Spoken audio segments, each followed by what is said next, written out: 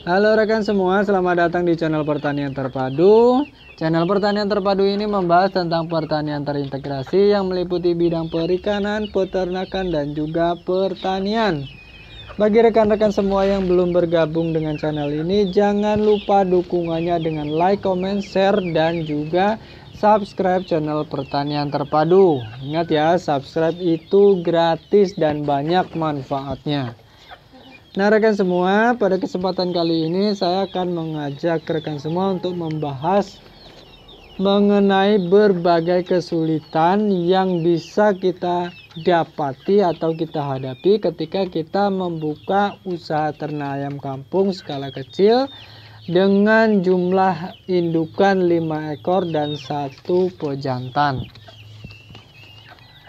Nah, kenapa saya membatasi indukannya 5 ekor? Karena jumlah 5 ekor indukan ini meskipun masih dalam kategori kecil, tetapi tingkat kerepotannya apabila sudah berjalan itu sudah lumayan repot. Maka dari itu saya merasa perlu untuk membahas mengenai kesulitan-kesulitan yang mungkin saja bisa kita temui ketika menjalankan ternak dengan skala yang seperti ini.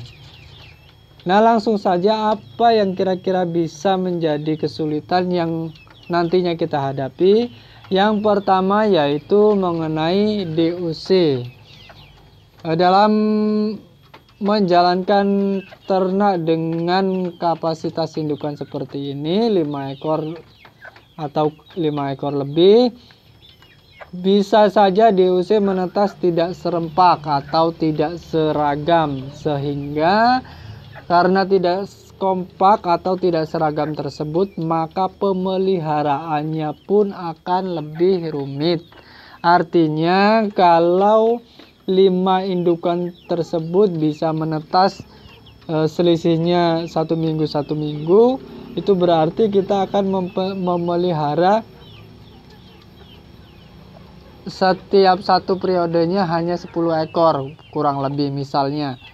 Jadi tidak bersamaan. Kalau 5 indukan tersebut bisa bersamaan, maka tentu akan lebih mudah.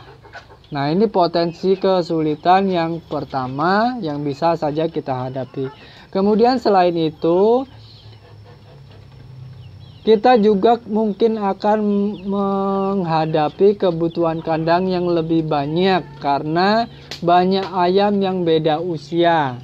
Nah, karena menetasnya tidak berbarengan, sudah otomatis ayam-ayam yang akan kita pelihara nanti akan berbeda usia dan tentunya itu akan membutuhkan kandang yang lebih banyak.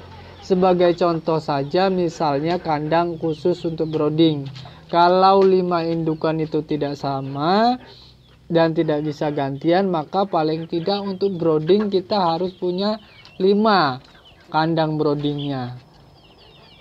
Seperti itu salah satu contohnya. Kalau bisa lebih dari masa brooding, kandang pembesarannya pun demikian, karena apabila dicampur resikonya juga akan lebih banyak. Itu yang kedua. Kemudian yang ketiga adalah pengaturan pakan akan lebih sulit. Jelas karena harus disiapkan sesuai dengan usia masing-masing. Untuk usia brooding misalnya harus pakai pakan pur.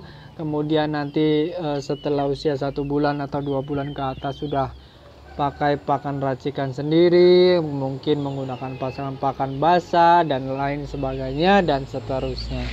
Nah, itu mengenai kesulitan dalam menyiapkan pakan yang akan kita berikan. Kemudian berikutnya, karena kondisi yang tidak seragam ini juga bisa membuat panennya tentu tidak langsung atau tidak bisa sekaligus banyak.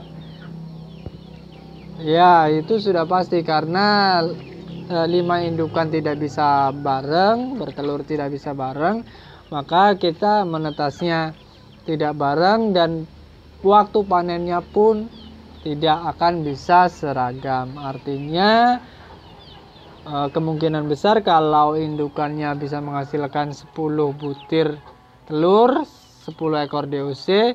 Sekali jual kita ya kurang lebih hanya seperti itu, segitu. 10 ekor ayam. Kemudian selanjutnya, karena beda usia tersebut dengan 5 indukan, maka ada potensi juga pemeliharaannya yang lebih kompleks, baik itu untuk indukan, untuk DOC, untuk pembesaran. Pertama, karena kita akan menjadi peternak mandiri. Peternak mandiri dalam arti kita menghasilkan DOC sendiri, kemudian sampai jual sendiri.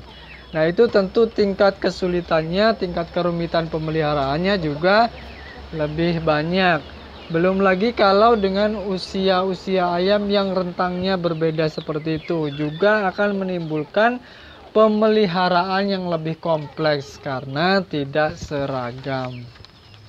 Nah, berkaitan dengan kesulitan-kesulitan yang sudah saya bahas barusan, sebenarnya hal tersebut bisa disiasati atau bisa diantisipasi dengan beberapa cara. Nah, bagi rekan-rekan semua yang baru mulai ingin belajar ternak ayam untuk usaha, agar tidak menghadapi kesulitan-kesulitan yang baru saja saya jelaskan tersebut, maka ada beberapa saran yang bisa saya berikan. Yang pertama, agar terhindar dari kesulitan tersebut, ada baiknya kita menggunakan mesin tetas untuk menetaskan telur yang kita hasilkan dari 5 indukan tersebut. Nah, jadi kita tidak menggunakan penetasan alami, tetapi kita menggunakan mesin tetas. Mesin tetasnya juga tidak perlu bagus-bagus amat. Kita bisa menggunakan mesin tetas sederhana, kita bisa buat sendiri. Yang terpenting adalah bisa berfungsi dengan baik. Dengan bantuan mesin tetas ini, kita bisa mengumpulkan telur-telur dari 5 indukan tersebut, kemudian langsung ditetaskan. Jadi bisa seragam. Nah, kemudian yang kedua, untuk pemeliharaan atau pembesaran atau penggemukan, sebaiknya kita juga menyiapkan kandang yang lebih banyak. Apalagi jika kita belum bisa mengatur jadwal atau belum bisa menyesuaikan bagaimana ayam-ayam kita bisa produksi telur dan menetasnya seperti apa. Karena ayam-ayam kita perlu kita pelihara sesuai dengan rentang usianya, tidak bisa dicampur, dan itu baru nanti bisa sampai jual. Akan lebih baik kalau kita punya kandang yang lebih, atau paling tidak bisa disiapkan kandang cadangan. Kemudian yang berikutnya, buat rekan-rekan semua yang baru ingin mencoba atau baru menjalani usaha ini, sebaiknya rinci kebutuhan modal pakan seakurat mungkin. Jangan hanya membayangkan 5 ekor induk dengan 1 jago, sedikit pakannya.